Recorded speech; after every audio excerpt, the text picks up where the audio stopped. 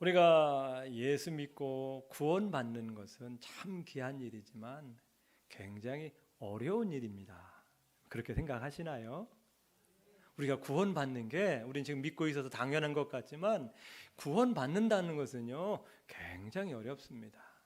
누구든지 예수님을 믿을 수 있지만 누구나 예수님을 믿는 건 아니라는 겁니다. 오늘 우리가 전도하려고 애쓰시잖아요. 잘 안 되잖아요. 그만큼 전도가 어렵습니다. 믿어지기가 굉장히 어려운 거예요. 그런 상황에서 우리는 지금 예수님을 믿고 있다는 것은 큰 축복인 줄 믿습니다. 큰 축복입니다. 오늘 한국에 교회가 많고 예수 믿는 사람이 많다고 하지만 10명 중에 2명꼴입니다. 그 중에서 제대로 예수님을 믿는 사람은 10명 중에서 1명 될까 말까 하는 거예요. 그런 사람들 가운데 우리가 지금 예수님 믿고 있다는 것은 큰 축복입니다. 감사하세요. 이 어렵고 힘들게 받은 구원을 잘 간직하셔야 합니다. 구원받는 것도 어렵지만요, 이 구원을 끝까지 유지하는 것도 성경은 쉽지 않다고 말을 합니다.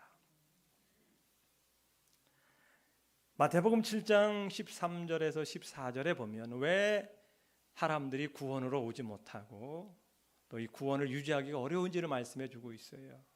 좁은 문으로 들어가라. 멸망으로 인도하는 문은 크고 그 길이 넓어 그리로 들어가는 자가 많고 생명으로 인도하는 문은 좁고 길이 협착하여 찾는 이가 적음이라. 생명으로 인도하는 문은요 좁아요. 비좁아. 그리고 그 길이 협착해서 걸어가기가 너무 힘들어요. 재미가 없어요. 힘들어요. 그러나 세상의 문은 활짝 열리고 크고 재미있고 너무나 좋은 것들이 많아요. 그러니까 이 넓은 길을 포기하고 좁은 길로 온다는 것은 쉽지가 않습니다. 많은 걸 희생을 해야 되기 때문에 그런 생각이 있다 보니까 오는 걸 주저하고 있는 것입니다. 더불어 사도 바울께서 사도행전 14장 22절 말씀에 보면 이 신앙의 길이 쉽지 않음을 보여줍니다. 제자들의 마음을 굳게 하여 이 믿음에 머물러 있으라 권하고 또 우리가 하나님의 나라에 들어가려면 많은 환난을 겪어야 할 것이라. 하나님 나라 들어가기까지는 많은 어려움이 있었다는 겁니다. 지금은 감사하게도 우리가 편안하게 신앙생활을 할 수 있지만 예수님 당시 사도 바울 당시에는요 많은 환난이 있었어요. 너무 힘들었어요. 집에서 쫓겨나고 동네에서 왕따 당하고 심지어는 감옥에도 가고 심지어는 목숨을 잃기도 하는 그런 환난이 있었어요. 그런 상황에서 우리 예수님 믿는다는 건 너무나 어려워요. 막상 우리가 그런 상황이라면 여러분 어떠시겠어요? 쉽고 편하고 넓은 길로 가려고 하겠죠. 누가 사서 고생을 하겠습니까? 구원받는 것도 어렵고요. 신앙의 길을 거는 것도 어렵지만 그러나 우리가 확신하는 것은 이 세상보다 크신 하나님이 계시다는 겁니다. 어렵고 힘들지만 이 믿음의 길을 갈 수 있도록 돕는 우리 하나님이 계시다는 겁니다. 제가 좋아하는 로마서 8장 38절 39절입니다. 내가 확신하노니 같이 읽어보겠습니다.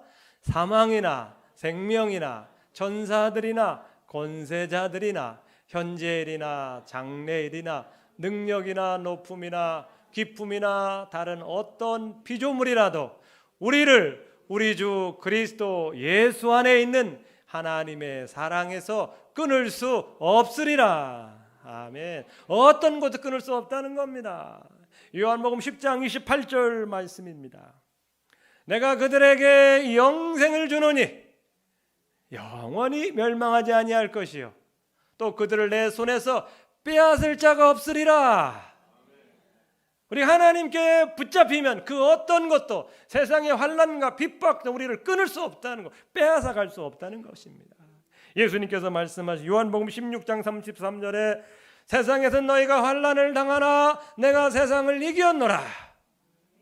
환난을 당하지만 예수님이 이기신 것처럼 우리 또한 이기게 하신다는 겁니다. 우리에게 전신갑주를 주셔가지고 이 험난한 세상 이길 수 있도록 도와주신다는 것입니다. 우리가 하나님 나라 들어갈 때까지 우리 성도들이 이루어야 될 목표가 있습니다. 그게 뭘까요? 골로새서 1장 28절 말씀입니다. 우리가 한번 같이 읽겠습니다. 우리가 그를 전파하여 각 사람을 권하고 모든 지혜로 각 사람을 가르침은 각 사람을 그리스도 안에서 세우려 함이니. 다시 같이 해볼까요? 그리스도 안에서 완전한 자로 세우려 함이니. 완전하다고 그러면 뭐 대단한 것 같지만 신앙의 어른이 된다는 겁니다. 갓난 아기에서가 자라서 어른이 되는 걸 완전한 자라고 표현하는 것입니다. 디모데 후서 3장 17절 말씀입니다. 같이 읽겠습니다. 이는 하나님의 사람으로 온전하게 하며 모든 선한 일을 행할 능력을 갖추게 하려 함이라. 여기에 보면 온전하다, 완전하다, 온전하다 같은 표현인 겁니다. 우리 신앙은 자라서 어른이 돼야 된다는 겁니다. 아기로 있으면 안 된다는 것이죠. 구원받은 우리는 구원의 기쁨을 계속 간직하면서 어른 신앙으로 달려가야 합니다. 골로새서 에베소서 4장 11절에서 14절 말씀을 보겠습니다. 그가 어떤 사람은 사도로, 어떤 사람은 선지자로, 어떤 사람은 복음을 전하는 자로, 어떤 사람은 목사와 교사로 삼으셨으니. 이게 중요합니다. 시작. 이는 성도를 온전하게 하여 봉사일을 하게 하며 그리스도의 몸을 세우려 하심이라. 아멘. 우리가 신앙이 자라야 될 이유가 있습니다. 완전한 자로 온전한 자로 세워질 이유가 있는데, 이제는 우리가 구원의 은혜를 받았으니 그 은혜에 감사해 이제는 뭐합니까? 봉사의 일을 하는 겁니다. 그리스도의 몸인 교회를 세워가는 일에 우리가 쓰임 받아야 됩니다. 아멘. 여러분께서 은혜 받고 신앙생활 하시면 이제는 뭐 해야 됩니까? 봉사일을 하는 거예요. 왜? 하나님께서 베푸신 은혜가 너무나 크고 이제 은혜 받았으니 이제는 나도 다른 사람에게 하나님의 은혜를 나누자. 그런 의미에서 봉사를 하는 것이고 그리스도의 몸 교회를 세워가는 겁니다. 하나님은 이 일을 위하여 우리를 부르셨어요. 13절 말씀입니다. 우리가 다 하나님의 아들을 믿는 것과 아는 일에 하나가 되어 온전한 사람을 이루어 그리스도의 장성한 분량이 충만한 데까지 이르리니. 장성한이라는 것은요, 아기가 자라서 어른이 된다는 표현입니다. 장성한다. 아기가 커서 어른이 돼야죠. 하나님은 우리가 그런 믿음으로 자라가기를 원합니다. 아기가 되어 있으면 안 되죠.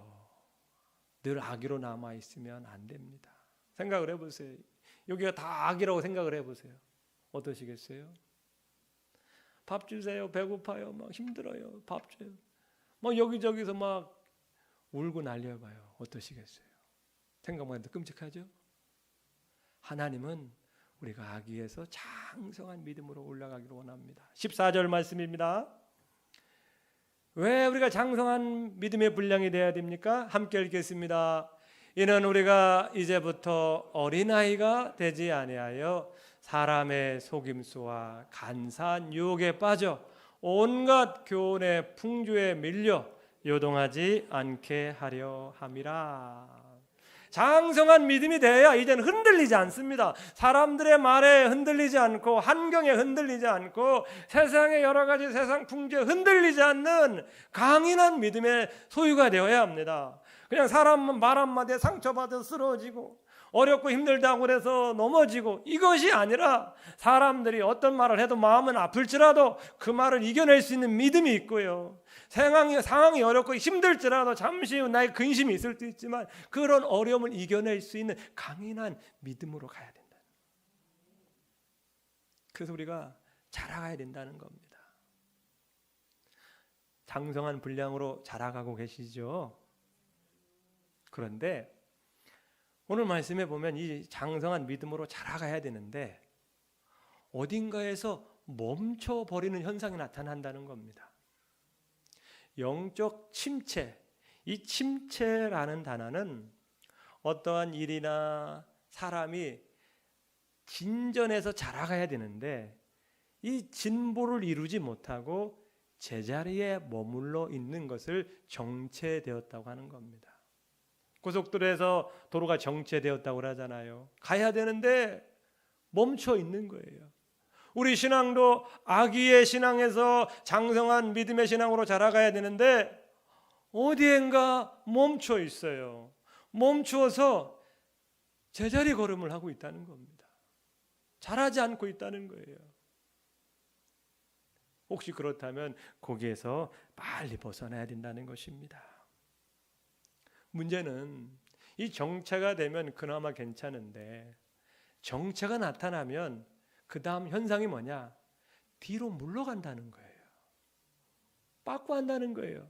지금까지 나름대로 은혜 받고 열심히 달려왔는데 어떤 문제로 인해서 신앙이 멈춥니다. 나는 괜찮아. 하지만 괜찮은 게 아닙니다. 이게 오래 지속되다 보면 뒤로 빠꾸해요. 도로 옛날로 가요. 얼마나 안타까운 일입니까? 구원받기도 힘들고 구원해서 지금까지 자라오는 것도 어렵게 왔는데 멈춰서 옛날로 되돌아가 보세요. 이런 일이 생기기 때문에 영적 침체에서 빨리 벗어나야 된다는 것입니다. 시간이 지나면 뭐 괜찮겠지. 그렇지 않아요. 영적 세계는 실제입니다. 그리고 우리 영적 세계의 진보를 방해하는 어둠의 세력이 있다는 걸 꼭 기억하셔야 돼요. 멈춰서 때가 되면 가겠지가 아니라 멈춰 섰으면 이때다 하고서 우리를 무너뜨리는 마귀가 있다는 것을 꼭 기억을 하셔야 돼요. 여러 가지 수많은 방법을 동원해서 사람을 생각을 마음을 흔들어냅니다. 그래서요 이 신앙생활이 별로 재미가 없어요. 신앙의 침체가 오면 예배생활도 재미가 없고요 기도생활도 재미가 없어요. 힘이 없어요. 그러다 보니까 사람들 말에 상처받아요. 어떤 교회에서요 어떤 권사님이 생신을 맞이해서 목사님이 문자로 생일 축하를 이렇게 문자를 보냈어요. 어떻게 하다 글자를 잘못 썼어요. 오래 사세요라고 써야 되는데 오래 사네요. 글자를 쓰다 보면 핸드폰 이렇게 쓰다 보면 틀릴 수 있어요. 오래 사세요를 오래 사네요라는 거예요. 아니 근데 이 권사님 좀 힘이 없는 상태에서 그 말씀을 보니까 이게 뭐지? 우리는 그냥 이거 목사님께서 빨리 바쁘시다 보니까 틀릴 수 있겠구나 생각되지만 그게 별거 아닌 게 어떻게 해요? 시험거리가 되는 거예요. 시험거리가 되어서 목사님 나를 어떻게 생각하는 거예요?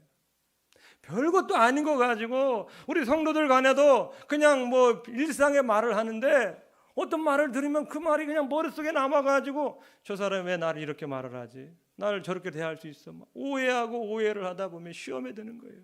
이런 일이 우리 영적 침체에 오랫동안 있다 보면 그런 현상들이 나타난다는 겁니다. 오늘 우리가 지금 제자들이 예수님이 굉장히 힘들어하는 상황이죠. 그래서 예수님께서 아주 가슴을 치면서 기도를 하고 있어요. 그리고 제자들에게 부탁을 하죠. 나를 위해서 기도해 줘라. 이렇게 부탁을 하는데 제자들이 어떻습니까? 자고 있죠. 오늘 영적 침체를 경험하게 되면 여러 현상들이 일어나는데 그 중에 한 가지를 말씀을 드리고자 합니다. 그건 뭐냐? 우리 신앙생활에 잠이 든다는 거예요. 뭔 말이냐면 말씀을 들어도 말씀이 귀에 들어오지 않아요. 말씀을 읽으려고 하면 졸음이 쏟아져요. 설교 말씀을 듣다 보면 나도 모르게 잡생각이 들어오고 잠이 들어요. 졸려요. 이런 현상들이 지금 내게 일어나고 있다 그러면 내가 지금 영적 침체기를 겪고 있다는 표시일 수 있어요. 지금 제자들, 예수님 지금 잠잘 때가 아니거든요. 굉장히 위험한 상황이고 기도해야 될 상황인데 제자들은 자고 있어요. 내가 기도를 하려고 하는데 입이 떨어지지 않아요. 예전엔 기도가 잘 됐는데 입을 벌려 기도하는 게 안 돼요. 그래서 묵상으로 기도하다 보면 딴 생각, 잡념들이 들어와요. 그래서 이상한 기도로 빠지게 되고 잡념들이 들어오다 보니 나도 모르게 졸리고 있고 자고 있어요. 이것이 지금 내가 영적인 침체 가운데 있다는 표시라는 겁니다. 이렇게 말씀과 기도가 은혜가 안 되면 나머지는요 자연스럽게 교회에 대한 신앙에 대한 열정이 식어져 갈 수밖에 없어요. 은혜와 힘이 공급이 안 되는데 어떻게 힘을 낼 수 있겠어요? 그러다 보니 교회 생활도 신앙 생활도 다 부담이 됩니다.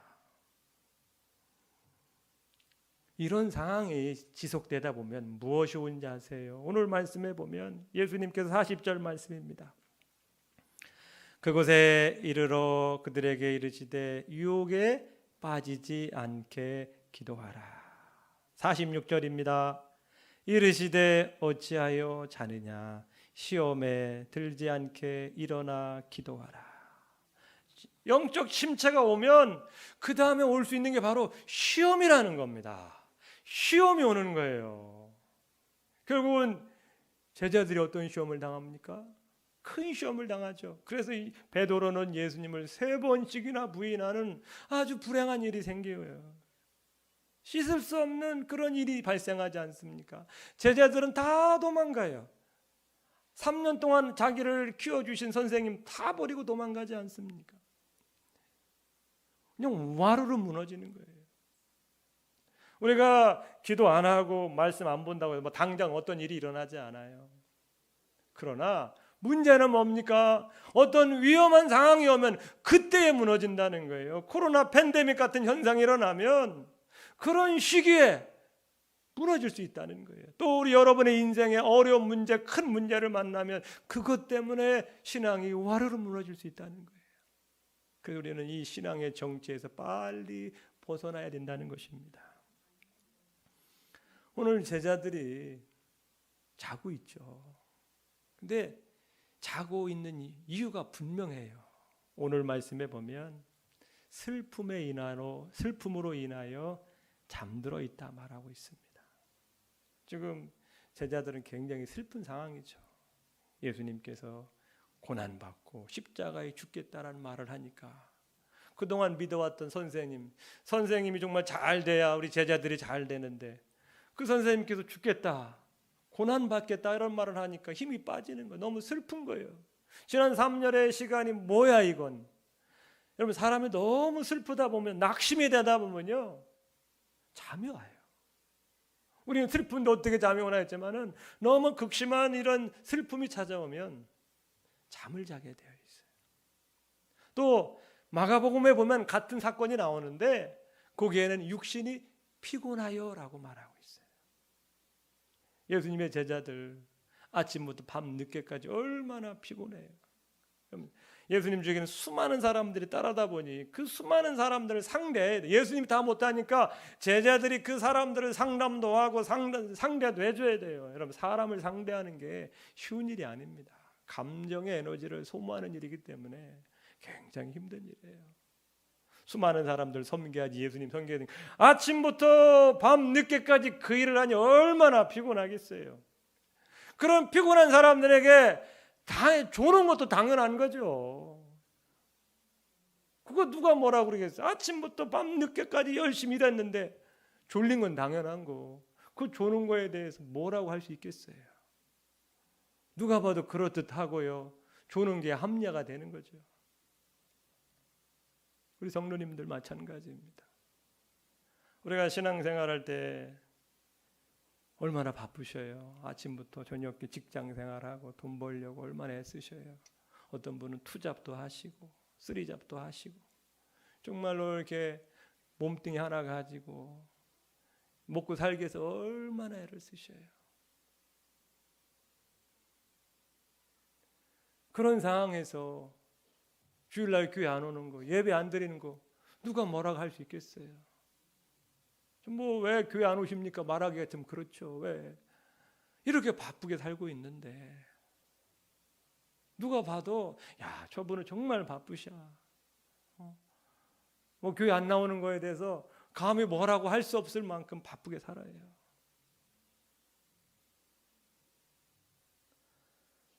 야, 저분 어떤 경제적인 문제로 또 관계 문제로 너무 낙심되어 있어요.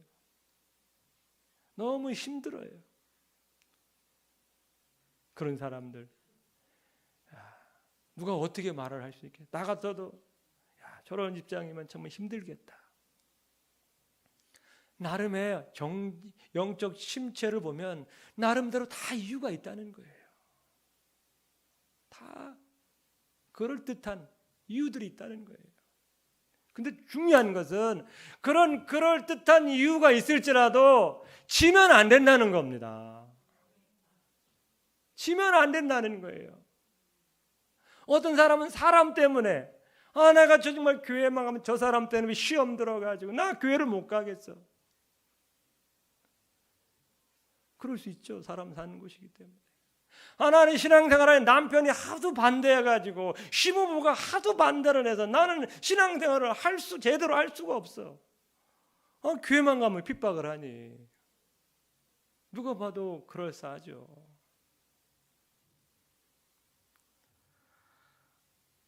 나는 주일날엔 직장 가야 되고 사업을 해야 돼서 직장에 문을 열어야 돼서 정말 신앙생활을 하고 싶은데 할 수가 없어요. 환경적인 면을 보면 그럴 수밖에 없어요. 심지어는 나는 정말 신앙생활 잘하고 하도 마귀가 나를 공격해가지고 마귀 때문에 내가 못하겠다. 수많은 어떤 이유와 어려움이 있을 수 있어요. 중요한 것은 아무리 그럴듯한 곳이라도 영적 침체에 빠지면 안 된다는 겁니다. 결국은 내가 손해보는 거예요. 영적 침체에 빠져서요. 한번 신앙의 길을 벗어나면 돌아오기가 너무너무 힘들어요. 불신자의 마음이 되는 겁니다. 불신자들이 왜 주님께는 못 오는지 영적인 필요성을 못 느끼는 거예요. 영적으로 너무 둔감해져 가지고 하나님을 찾을 이유가 없는 거예요. 세상이 너무 좋은 거예요. 이렇게 혼자 내가 원하는 대로 사는 게 너무나 좋으니까 다시 하나님께로 가는 게 너무 부담되는 거예요. 주일날 교회 가야지, 기도해야지, 봉사해야지 너무 부담으로 오는 거예요. 그래서 한번 신앙에서 벗어나게 되면 돌아오는 건 굉장히 어렵다는 것입니다. 성도님들, 우리가 어떤 외부적인 요인을 찾을 수 있어요. 그러나 그것 이겨내셔야 합니다. 결국 나만 손해예요. 그 누가 책임지겠어요? 한번 영적인 침체를 경험하고 시험에 들게 되면 다시 회복하는 게 너무 힘들어요. 여러분께서 혹시 영적 침체의 시간을 보내고 있다면 외부적인 요인 있을 수 있어요. 그러나 너무 그거 탓하지 마세요. 결국은 내가 문제다. 모든 책임은 내 탓이다. 그렇게 해야 회복이 가능해요. 내가 문제고 내가 고쳐야 되겠다라는 마음이 있어야 성령께서 오셔서 우리를 도우실 수 있어요. 누구 때문에, 뭐 때문에, 환경 때문에, 관계 때문에 이렇게 외부적인 요인을 계속 들다 보면 성령이 나를 고치실 수가 없어요. 어떻게 고쳐요? 모든 것은 내 잘못이고 내 책임이고 내 탓이다. 그렇게 해야 비로소 회복이 가능한 것입니다. 우리 성도님들, 영적 침체는 누구에게나 옵니다. 저 목사인 저에게도 오고 어떤 때는 기도가 하기 싫고 말씀 보는 것도 귀찮고 그럴 때가 있어요. 누구에게나 옵니다. 그러나 이것을 이겨낼 수 있어야 돼요. 그래서 영적 침체는 예방이 아주 중요합니다. 혹시 여러분께서 자꾸 내가 뭐 때문에 넘어진다, 자꾸 걸려 넘어진다, 교회 가면 막 시험들 일이 생긴다, 그러면 그 걸려 넘어지는 부분을 잘 관리하셔야 돼요. 사람 관계 때문에 자꾸 넘어진다, 그러면 그걸 어떻게든 잘 관리하셔야 돼요. 내 성격 때문에, 욱하는 성질 때문에, 욱하고 나면 그냥 뭐 뒤끝이 없는데 욱하는 것 때문에 막 다른 사람들에게 상처 줘요. 그러면 그걸 잘 관리할 수 있어야 돼요. 여러분의 잘못된 습관, 음주나 술이나 어떤 잘못된 습관 때문에 자꾸 넘어진다 그러면 그것을 잘 관리할 수 있어야 돼요. 오늘 이 제자들은 육신의 피곤함입니다. 육신의 피곤함을 잘 관리를 했어야 되는데 그게 잘 안 된 거예요. 또 하나는요, 우리가 신앙생활의 영적 침체를 이기기 위해서는 신앙의 적극성이 필요합니다. 오늘 제자들은 데리고 간 거예요. 제자들이 먼저 예수님 이게 힘드니까 우리 함께 기도하겠습니다. 같이 기도하러 가시죠. 이게 아니에요. 제자들이 끌고 간 거예요. 내가 힘들어 죽겠으니까 함께 기도해줘. 수동적인 거예요. 그 예수님 한참 기도가 나는 또 자. 또 어떻게 깨워가지고 야 기도해라. 나 지금 힘들어. 지금 잠잘 때가 아니야.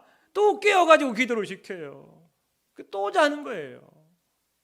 우리 신앙생활할 때 신앙의 진보와 성숙은요, 여러분 막 수동적으로 끌려가면 안 돼요. 물론 처음 모르고 연약할 때는 누군가가 도와줘야 되지만 여러분께서 신앙생활을 계속 목사님이 전화해서 나오세요. 기도하니까 나오세요. 그래서 목사님 눈치 때문에 이런 식으로 신앙이 자꾸 끌려다니면요 잘하질 않아요. 공부시키는 거 애들 공부해라 공부 되나요? 자기가 내가 공부해야 되겠다는 생각을 가지고 공부를 해야 공부가 되는 겁니다. 신앙생활도 마찬가지입니다. 자원하는 마음, 적극적인 마음이 있어야 신앙의 진보가 있어요. 저는 잔소리하는 스타일이 아니에요. 아시죠? 잔소리를 안 해요. 잔소리를 하면 서로 불편하니까. 그걸 고쳐야 되겠어요, 앞으로. 막 야단 쳐가지고 왜 전화 안 했어요?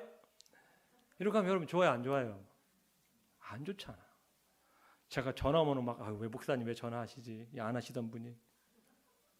그럴까 봐 전화를 못 하겠어요. 평상시에 전화를 자주 안 해요. 여러분께서 신앙생활을 자꾸 그냥 안 하면 안 되니까 목사님이 오라니까 오고 모이라니까 모이고 이러면 절대 안 돼요. 신앙이 잘할 수가 없어요. 늘 끌려다니는 신앙은요 안 돼요. 안 돼. 불편하고 목사님 바빠 죽겠는데 이렇게 된다는 거예요.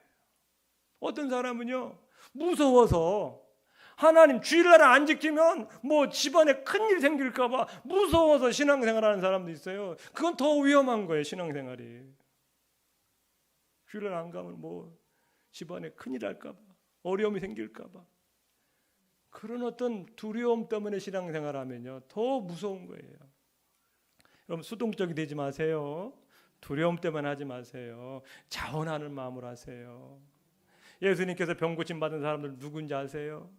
어떤 사람이 몸이 아팠는데 내가 간절히 기도했어요. 예수님이 지나가신대. 그러면 내 기도를 들었으니까 와서 내게 손을 얹어주셔서 고쳐주시겠지. 그런 사람은 한 명도 없어요. 한 명도 없어. 성경에 보면 수많은 사람들 때문에 못 가요. 다리가 불편해서 못 가지만 그 못 가는 걸 뚫고 비집고 들어가서 예수님 나를 살려주세요. 그렇게 했던 사람만이 다 고침받았습니다. 고침받았어요. 잠을 자지 않고 밤새워 기도한 사람에게 하나님의 능력이 임하여서 그들이 문제 해결받았습니다. 내가 기도했으니 하나님 알아서 고쳐주시겠지, 해주시겠지. 아니에요. 에레미야 29장 12절 13절을 보세요. 너희가 내게 부르짖으며 내게 와서 기도하면 내가 너희의 기도를 들을 것이요 너희가 온 마음으로 나를 구하면 나를 찾을 것이요 나를 만나리라. 신앙을 보세요. 수동적이 아닙니다. 적극적이에요. 온 마음으로 나를 구하면 찾을 것이요. 부르짖으면 내게 와서 기도하면. 우리 저는 성도님께서 신앙의 적극성을 좀 가졌으면 좋겠어요. 그래야 우리 신앙에 진보가 있고요. 내게 유익이 있는 거예요. 때로는요, 우리가 예수님의 모습을 보세요. 44절을 보시기 바랍니다. 예수님께서 얼마나 힘드셨겠어요. 그런데 예수님의 기도의 모습이 나옵니다. 함께 읽겠습니다. 예수께서 힘쓰고 애써 더욱 간절히 기도하시니 땀이 땅에 떨어지는 핏방울같이 되더라. 힘쓰고 애쓰고 더욱 간절히. 이스라엘 땅은 밤엔 추워요. 그 추운 상태에서 땀이 난다는 건 이거 웬만해서는 땀이 안 나요. 운동해도 땀 잘 안 나잖아요. 사람마다 다르겠지만은 30분, 40분 열심히 운동해 그 땀이 조금 맺힐 것 같지가 겨울철에. 근데 예수님께서 얼마나 기도를 했으면 땀방울이 떨어지는 게 보였겠어요. 예수님도요. 마음을 얼마나 낙심되고 힘들었겠어요. 그대로 성도님 때로는요. 우리 신앙생활에 강제적으로 자기를 훈련하는 것도 필요하다는 거예요. 육신이 원하는 대로 마음이 원하는 대로 하는 것이 아니라 내가 오늘 기도해야 되겠다 이런 마음이 들어서 기도하면 참 좋지만 기도하고 싶은 마음이 들지 않더라도 때로는 기도의 자리에 나가서 억지로라도 기도해야만이 우리 신앙이 자란다는 거예요. 여러분 자원하는 마음 좋은 말이지만은요 신앙생활 너무 자원하는 마음 원하는 마음 이거 너무 따지면 안 돼요. 기도하는데 자원하는 마음이 생길 것 같아요? 육신이라는 것은 성령과 거스르는 겁니다. 육신의 소욕은 성령을 거스리고 성령은 육신을 거스리나니 이 둘이 대적함으로 서로 원하는 걸 하지 못하게 하려 함이라. 내가 네게 이르노니 성령을 따라 행하라. 그러면 육체의 욕심을 이기리라 말씀하셨습니다. 우리 육체는요 성경 보는 거 싫어하고 기도하는 거 싫어하고 예배하는 거 싫어할 수밖에 없어요. 집에서 눕고 싶고 편하게 싶고요 그냥 내가 하고 싶은 거 하는 거지 영적인 걸 원하지 않습니다. 그럴 때는 어떻게 해야 돼요? 강제적으로라도 힘쓰고 애쓰고 간절히 기도하셔야 돼요. 그러다 보면 오늘 말씀에 천사들이 와서 돕잖아요. 그러면 기도도 안 돼도 기도가 살아나게 되어 있는 겁니다. 우리 성도님들께서 사도 바울이 고린도전서 9장 27절에 유명한 말을 했죠. 내가 내 몸을 쳐 복종하게 함은 이분도 쉽지 않았어요. 자꾸 사역하다 보니까 내가 공부를 얼마나 많이 했고 내가 옛날처럼 하면 얼마나 출세할 수 있고 얼마나 부유하고 쉬운 길 갈 수 있는데 이런 생각이 떠오르는 거예요. 힘들 때마다. 안 그렇겠어요? 내가 왜 이렇게 사서 고생을 할까? 내가 정말 공부도 정말 우리나라면 서울대학교 나왔고 좋은 선생 만났고 집안도 좋고 부모님 배경도 좋고 내가 정말 쉬운 길 갈 수 있는 내가 왜 이 길에 와서 고생하나 이런 생각이 들 때마다 어떻게 해요? 내 몸을 쳐서 자기를 복종시킨 겁니다. 교만해질 때마다 또 내 몸을 쳐서 겸손해지게 하는 것이고 사람의 몸은요 훈련되게 되어 있습니다. 난 체질적으로 기도가 안 되고 통성기도 안 되고 아니에요. 다 되게 되어 있습니다. 통성기도 안 되시는 분들 되게 되어 있어요. 새벽기도 힘드신 분 나는 잠이 많아서 못해 다 되게 되어 있어요. 제가 하고 있잖아요. 성도님들 다 되게 되어 있습니다. 몸은 훈련되면 하게 되어 있어요. 여러분 생각을 자꾸 난 못해 안 돼 나는 새벽형 아니야 아침 체질 아니야 이런 생각을 다 무너뜨리셔야 돼요. 때로는 이 생각이 우리를 너무 방해해요. 너무 별거 아닌데 백잔장 차이라고 그러잖아요. 백잔장 차이. 난 하루 종일 일했으니까 피곤해서 교회 못 가. 내일 직장 나가야 돼. 이런 생각도 버리셔야 돼요. 우리가 이 신앙의 길은 이겨내셔야 되는 겁니다. 예전에요 달리기 알죠? 1600m 경주가 있는데 이거를 아무리 해도 4분을 못 깨는 거예요. 4분. 3분대로 못 들어오는 3분대로. 아무리 해도. 무슨 생각이 있었냐면 이 3분대로 뛰면 사람의 심장이 터져버린다는 거예요. 그런 생각이 있었어요. 사람 육체가 3분대는 뛸 수가 없다. 3분대로 뛰면 심장이 파열될 것이다. 근육이 파열될 것이다. 그래서 사람들이 3분대를 뛰는 걸 주저했어요. 안 된다고 생각을 했어요. 그런데 1954년에 영국의 옥스퍼드 의과대학인 학생이 노저 베니스타라는 사람이요, 도전을 한 겁니다. 정말로 심장이 터질까?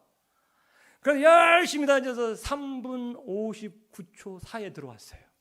드디어 그 4분의 벽이 깨진 겁니다. 근데요, 한 달 안에 웬일입니까? 한 달 안에 10명이 그 기록을 깨버린 거예요. 1년 안에 200명이 그 기록을 깨서 지금은 3분 때는 뭐 수두룩합니다. 그전에는요, 3분 때 뛰면 심장이 터져 죽을 거라고 생각한 거예요. 생각의 한계가, 우리 신앙생활도 마찬가지입니다. 내가 이렇게 바쁘고 피곤한데 몸이 2개, 3개도 부족할 판인데 나는 주일 예배면 충분해. 이런 생각이 있다면 다 깨지셔야 돼요. 예, 제가 여러분 뭐 주일날 교회 많이 모이게 하려고 하는 것이 아니라 우리 신앙이 정말 자라기를 원한다면 이 생각 깨뜨려 버리셔야 돼요. 언제까지 어린아이로 있겠어요? 언제까지 여러분 힘들어 죽겠어요? 목사님 기도가 안 돼요. 도와주세요. 물론 살다 보면 어려움이 있죠. 그러나 그거 차원이 달라고. 늘 아기로 있어가지고 시켜야 되고 도와달라고 해야 돼요. 이러면 안 된다는 거예요. 성도님들 죄송합니다. 그러나 우리 신앙이 자라가셔야 돼요. 여러분 능동적이 되시길 축복합니다. 온전한 사람 되셔서 봉사도 하고 남들 돕는 일도 하고 교회도 세워가고 그래야지. 매일 주일 출석만으로 끝나면 안 되잖아요. 교회가 지금 어려울 때 함께 힘을 보태고 교회 큰일일 때 같이 으쌰으쌰 해가지고 교회 정말 우리 내가 하늘문교회 소속되었는데 이 하늘문교회 내가 든든히 세우자. 나가 있을 때 부흥을 경험하자. 이런 교회를 세우고 그리스도의 몸을 세우는 일에 쓰임받을 수 있도록 그런 소원을 가지셨으면 좋겠어요. 제가 단순히 하늘문교회 잘 되라고 하는 것이 아니라 이것은 하나님의 뜻인 겁니다. 봉사회를 하며 그리스도의 몸을 세우려 하심이라. 장성한 믿음의 분량으로 올라가라. 구원에 이르도록 자라가라. 하나님 말씀하신 거예요.